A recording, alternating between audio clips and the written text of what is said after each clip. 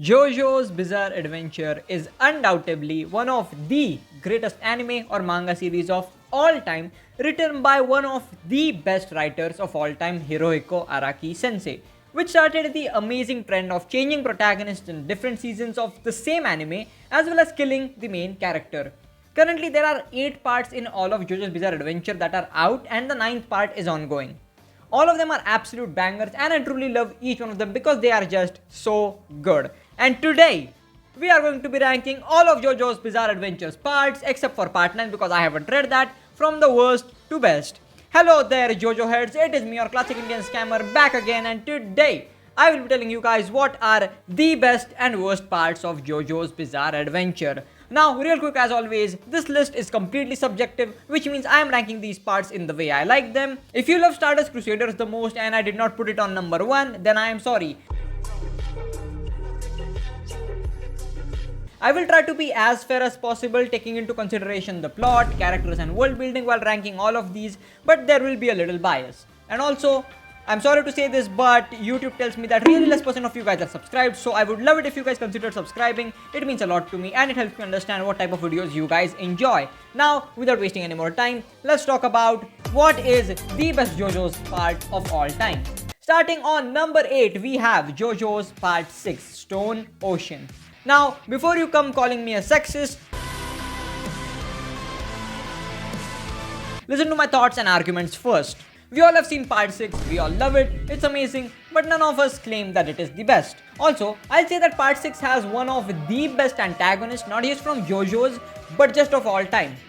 Father Pushi is one of the most well written and deep characters of all time, but that's the thing. Just because the antagonist is so good, it doesn't mean that the anime gets bumped up because of that. That is also the same reason why part 4 is not in the top 2. A little spoiler there, but that's the thing. Just because Kira is so good, it doesn't make part 4 better than it already is. As for Stone Ocean, Emporio is an absolute chad, FF is cool I guess, I love Weather Report, and JoJolion is okay at best. But because all of the other parts are just better than this, part 6 is at last place. And now, on number 7, we have JoJo's Bizarre Adventure Part 1, Phantom Blood. Phantom Blood has undoubtedly the greatest JoJo in all of JoJo's as well as the best Jo bro. Jonathan is the perfect protagonist. He is easily the greatest JoJo. Unfortunately, his part isn't the greatest. I love Phantom Blood. I'll even go as far as saying that it's my favorite, my second favorite, my third favorite part in all of JoJo's. It is the building block of everything. This is where everything started. Sadly, Phantom Blood only has 9 episodes, so it does not have a lot of chance to shine. But despite that, what an amazing part it is. Jonathan, the greatest JoJo, and Dio, one of the most cunning villains of all time. Everything in this part is so good and none of it seems rushed at all. And the fact that to everyone's surprise, they kill Jonathan at the end, I hate it. But wow, it's so good. To me, it is easily one of the best parts ever. Unfortunately, it's not the best. And Speedwagon, he is just the best waifu, easily the most reliable, helpful, and self-sacrificing characters of all time, and just the best side character in all of JoJo's. On number 6, we have JoJo's Bizarre Adventure Part 2, Battle Tendency. This part undoubtedly has the best JoJo in the entire series. Now remember, I said best, not greatest. Jonathan will always be the greatest. But Joseph Joestar is easily the funniest and the most enjoyable JoJo in the entire series. The only reason why part 2 is down here is because there is just so much everything going on in all the other parts, and Cars, I had so much fun watching Battle Tendency and I can watch it again and again. It is just so damn funny because Joseph just makes it so funny. The fact that he does not take anything seriously, and even when he does, it is just hilarious. I love this part.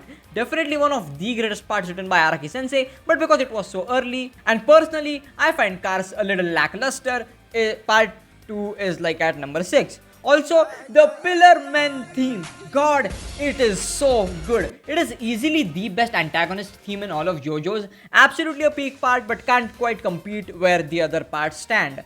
Oh, by stand, that reminds me, on number 5, we have, funnily enough, JoJo's Bizarre Adventure Part 5, Golden Wing. Now, before you come hating on me and launch your stance on me, ask yourself this. Do you really love Part 5 or do you love the clean animation and Requiem? Alright, thank you. Part 5 is one of the parts.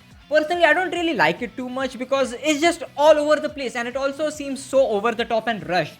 Giorno getting stuck in the mafia, them going for the treasure, Fugo leaving, turns out Diavolo wants to kill his own people, and the worst part about part 5 is Doppio or whatever his name is, and the fact that Risotto dies because of plot armor. Dude, call it a personal grudge, but to me, Risotto is easily the best side antagonist in all of JoJo's, and the fact that he died because of some insanely stupid plot armor, I hate it.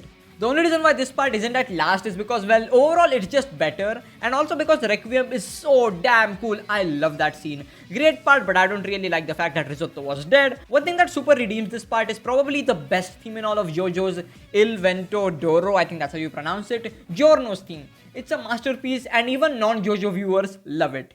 Now, on number 4, we have JoJo's Bizarre Adventure Part 3, Stardust Crusaders. Now, to a lot of people, Stardust Crusaders is the best JoJo's part and they all love it, and I absolutely don't blame you for it. Part 3 is amazing.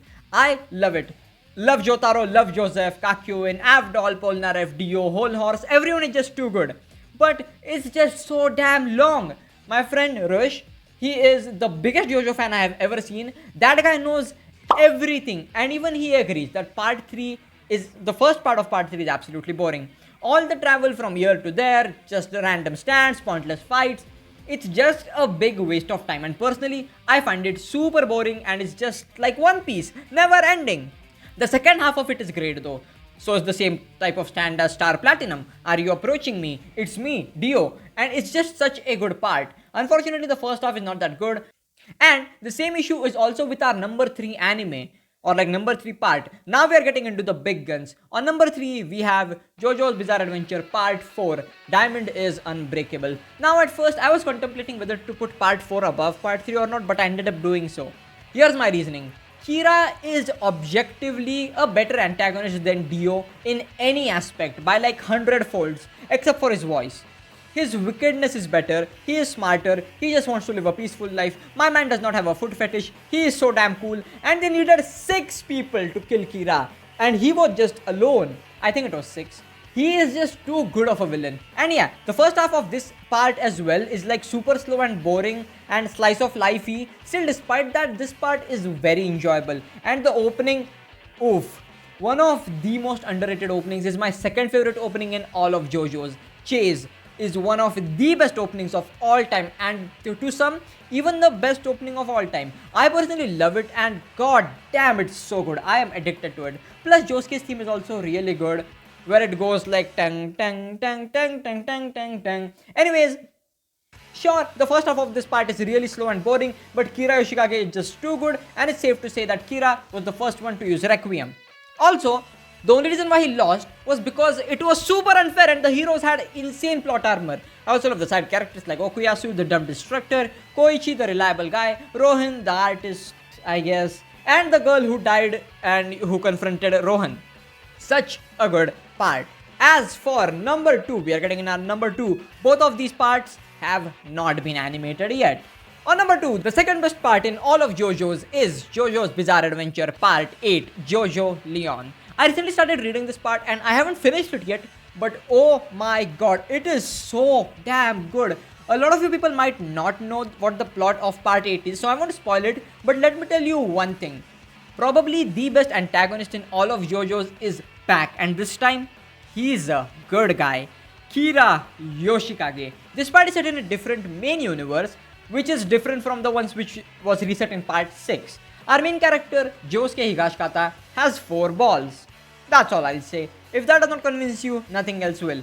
I have been reading this and it is so good. Araki has gone in so much depth with the lore in this part. It is crazy. I did not know that the JoJo hole goes this deep, but it is so good. This part also introduces easily the greatest JoJo antagonist of all time, Wonder of You. Well, Toru, but you get the point. Wonder of You is easily my favorite stand in all of JoJo's because pursuers will simply be punished. It is so good. I love this stand and I love this part. Not only does it have amazing lore, but it also has some of the best action and the way the main character thinks, although he has constant existential crisis, is amazing to watch. I definitely think that this is one of the best parts in all of JoJo's. If you have not read it, go read it right now. Your mind will be blown by how in depth it goes and how diverse the JoJo lore is. And the enemy is not who you think it is. And as for the best part of JoJo's Bizarre Adventure, there's only one part left and we all know it. Part 9. Nah, I'm just kidding. Part 7. Steel Ball Run. I think it's just a given at this point that Steel Ball Run is objectively the greatest JoJo part with no competition. Don't get me wrong, every JoJo part is peak, but part 7 is just next level. The race, the characters, the fights, the antagonist, freaking Jesus Christ, everything in this part is so good.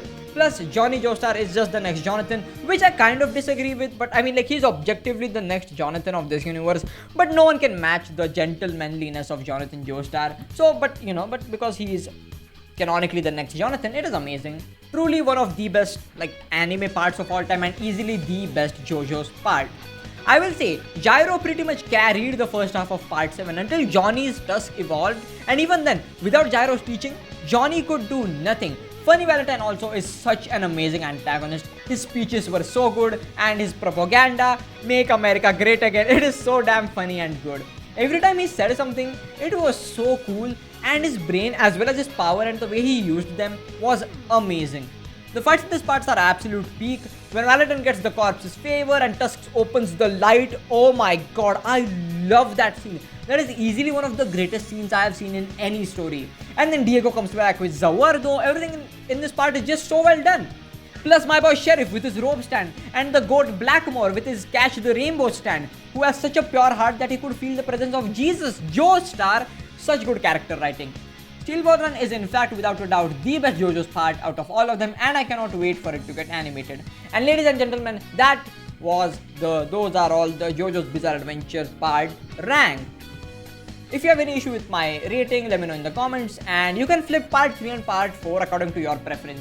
I am super proud of this list because I was as unbiased as I could, because I didn't put Phantom Blood high up despite me loving it so much. So let me know if you think that I did a good job or a bad job. That is really all. Like the video if you enjoyed and subscribe if you are brand new. 1K likes and I will do a complete uncensored review of everyone's favorite family friendly anime Overflow, and subscribe right now. However, we had less subscribers than the official One Piece English channel. Subscribe right now and let's crush them. If you want to know what the best indie story game of all time is, then click here. And if you want to watch me rant about some other anime or manga or stuff, then click here. That is all. Level up quick and don't be a dick. See you next time.